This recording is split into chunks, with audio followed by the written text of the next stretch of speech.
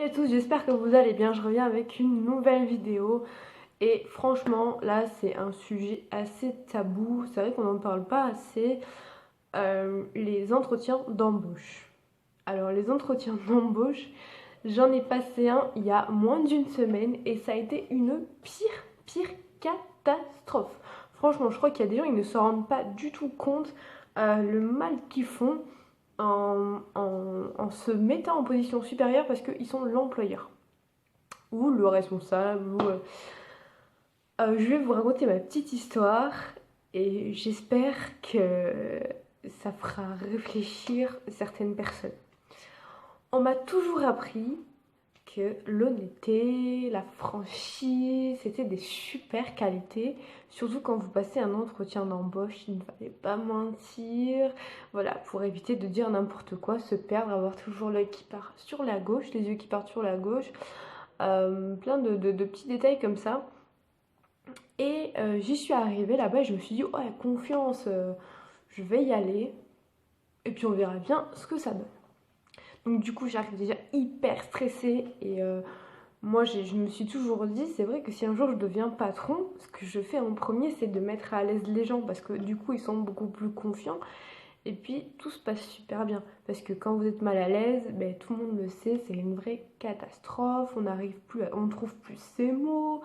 On cherche. Alors, la personne est là, il attend. Enfin, bref. Donc, c'était à Pôle emploi. J'attends.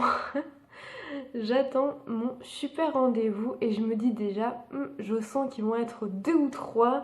Et là, c'est encore plus compliqué.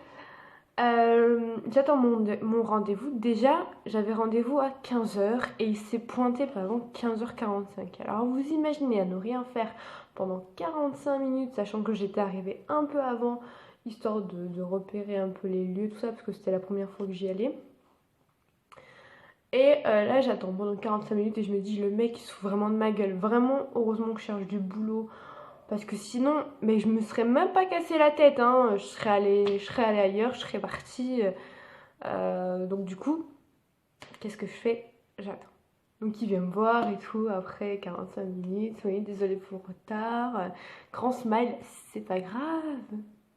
Dans ma tête, j'étais là, je l'avais déjà tué 2 ou 3 fois, franchement. Ça, c'est un truc que je ne supporte pas. Ils vous demandent d'être à l'heure, ils sont même pas foutus d'être à l'heure pour un entretien d'embauche qui va durer 10 minutes, grand maximum. 20 minutes, allez. Du coup, qu'est-ce qui se passe? Eh bien, je monte et tout, je monte à l'étage du bâtiment de Pôle emploi, et là, bim, je vois quoi? 3 personnes en plus. Waouh! Oh my god! Qu'est-ce qui se passe? C'est une réunion, je suis convoquée, logiquement ça se fait toujours à une, grand max 2 personnes. Il n'y a que dans les très grandes entreprises, multinationales et tout le bordel, qu'on les voit débarquer à 5 ou 6, en train de vous épier, de vous regarder, est-ce que ça allait bien? Donc il faut savoir que moi j'ai de l'expérience en hôtellerie et j'ai passé mes études dedans, j'ai eu plusieurs jobs dans l'hôtellerie. Donc mon CV, est plutôt chargé et, il est positif parce que je n'ai eu qu'une seule mauvaise expérience dans une grande chaîne il y a 3 ans de cela. Et là, je postulais en fait pour une grande chaîne. Je postulais pour une grande chaîne de restauration pour le poste de serveuse, quoi, tout simplement. Et donc, il arrive, ils se présentent tous et ils me demandent, bon, mais présentez-vous. Donc, je me présente. Et là, il tique. Il regarde mon CV, il regarde donc l'expérience, la mauvaise expérience que j'ai eue, qui s'est déroulée dans une grande chaîne. Il me regarde et il dit, ah, super, vous avez déjà travaillé ici? Comment ça s'est passé? Donc moi, étant été habituée à avoir une éducation franche et à toujours dire la vérité, je lui dis, ben, ça a été un vrai désastre. Puis il me regarde interloqué comme ça, il me dit, mais comment ça un vrai désastre? Qu'est-ce qui s'est passé? Est-ce que vous pouvez nous le dire? Vous pouvez nous raconter? Donc du coup je lui dis oui, bien sûr je vous raconte. La responsable qui était là, c'était vraiment juste une horreur. Elle était toujours en train de nous appeler comme des chiens. enfin j'ai pas dit comme des chiens, mais comme des bêtes. Elle était ado avec tout le monde, elle ne s'entendait avec personne, c'était une horreur, et la patronne, n'en parlons pas. Alors il me regarde tous comme ça, qu'est-ce qu'elle est en train de dire, est-ce qu'on va lui faire confiance?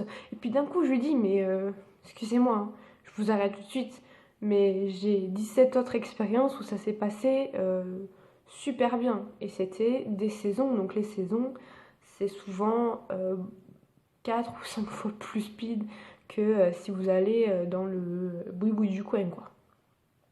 Et du coup, je me suis dit, c'est bon, ça va être tranquille. Donc là, commence à me poser de plus en plus de questions.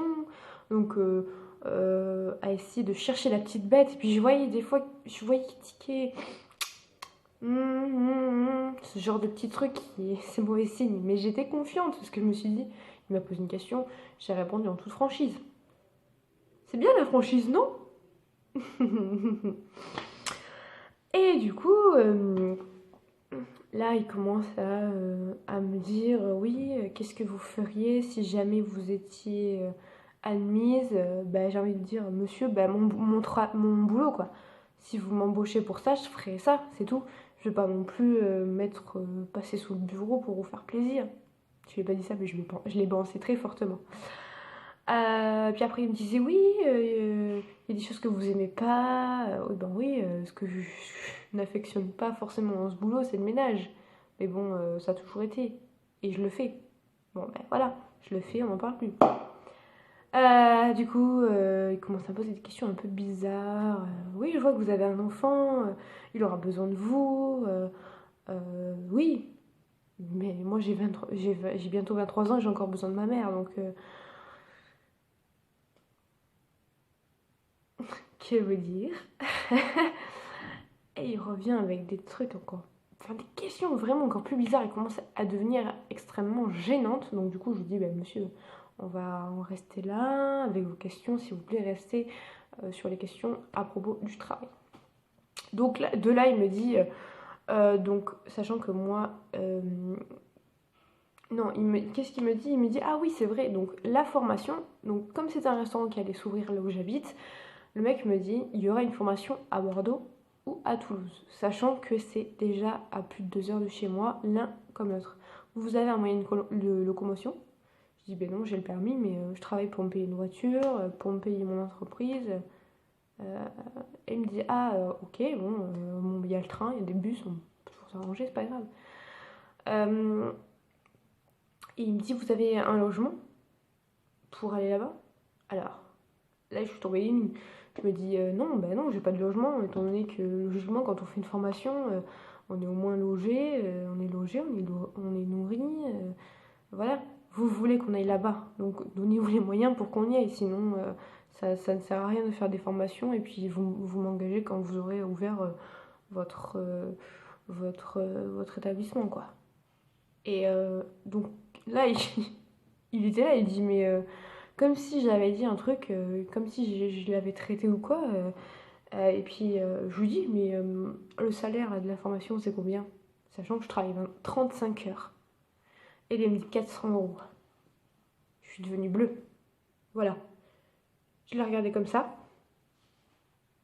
Donc, vous êtes en train de me dire, récapitulons, si je ne suis pas... Je dois faire une formation à je ne sais pas combien de kilomètres de chez moi, laissant mon fils à la maison toute la semaine, sachant que j'ai 1 jour de repos, 2 jours de repos dans la semaine, mais qui ne sont pas tous les deux ensemble. C'est-à-dire ça va pas être lundi, mardi ou mardi, mercredi, blabla. Non, ça va être un lundi, un jeudi, un dimanche, ainsi, un là. Ok. Vous me dites que je suis payée 400 € pour 35 heures, sachant que je connais le métier. Donc au bout de 3-4 jours, ça va aller très vite. La carte, elle aura été apprise, tout ça. Vous me dites donc que je suis payée que 400 €. Je lui dis, mais où est-ce qu'on va? Je lui dis, moi je veux bien m'engager avec vous. Mais et puis il me coupe. Il cherche même pas à savoir la suite. Il me dit, ah mais de toute façon, c'est nous les responsables, c'est moi le directeur, donc j'en ai décidé ainsi. Et puis il est hors de question que je paye quoi que ce soit à quelqu'un. Je l'ai regardé, je lui ai dit, monsieur, ne m'agressez pas, restez poli, je vous prie. Et dans ce cas-là, bah, vous créez pas votre entreprise. Parce que vous croyez quoi? Vous croyez, ok, alors les clients, bien sûr, les clients vont faire que ça va tourner, que ça va vous rapporter de l'argent. Vous allez avoir de l'argent qui rentre. Mais si vous commencez à parler mal à vos employés, qu'est-ce qui va se passer? Vous croyez qu'il y a quelqu'un qui voudra travailler pour vous? Si vous le traitez comme un chien, vous croyez que c'est pas déjà assez dur de gagner 1 100 € en faisant 35 heures, des heures de merde, sachant que vous terminez à minuit, 1 heure du matin, que les heures supplémentaires dans cet établissement ne sont même pas comptabilisées? Genre, je travaille pour quoi? Pour la gloire? Franchement, j'ai une gueule à travailler pour la gloire. J'ai une couronne au-dessus de ma tête qui me permet mon compte en banque, il est à 100 millions d'euros. Avec 1 100 €, je peux bien vivre. Wesh, on est où là? Hein, franchement. Et du coup, c'est parti très loin. Donc, il me dit, bon, bah, je vais. Puis il redescend là de 15 étages. Au moins, il s'est cassé la gueule, hein. Et il me dit, bah, je vais réfléchir à votre proposition. Donc, je me suis dit, oh, c'est mort. Il m'appelle le lendemain pour me dire. Donc, vous êtes en liste d'attente. Donc, j'ai même pas été refusée. Avec tout ce que je lui ai mis dans la ganache, j'ai même pas été refusée. Et vous êtes en liste d'attente. Par contre, nous n'avons pas trop apprécié votre franc-parler, la vérité qui est sortie de votre bouche. Je dis, monsieur, ça sert à rien de me rappeler, merci, j'ai pas envie de travailler pour vous. Et voilà. Voilà comment les gens peuvent être. Je veux dire, c'est dingue, non? De se dire que ça y est, ils ont de l'argent, ils ont du pouvoir, ils ont une... Ok, il y a une entreprise à faire tourner, mais c'est pas le grand directeur de la grande chaîne. C'est pas parce que t'es directeur que tu gagnes, je sais pas combien ils gagnent là-dedans, 4 000 à 5 000 € par mois, que forcément tu dois de parler comme un chien. Je veux dire, le respect, il est autant pour les gens qui gagnent 100 000 € que pour la personne qui va gagner 500 €. Si tu as pas de respect pour autrui, t'es une grosse merde, voilà, tu vaux pas mieux que la chiasse que je vais faire le matin, quoi. Et là, je suis assez vulgaire, je le reconnais, c'est familier. Mais vous m'aurez compris, c'est vrai que c'est assez énervant. Donc voilà, c'est la fin de cette vidéo. Si jamais vous avez eu des témoignages, vous avez un témoignage qui ressemble à celui-là, qui est pire, qui est moins pire, allez-y, n'hésitez pas. Ce sera vraiment un grand plaisir pour moi de vous lire et je vous fais à tous.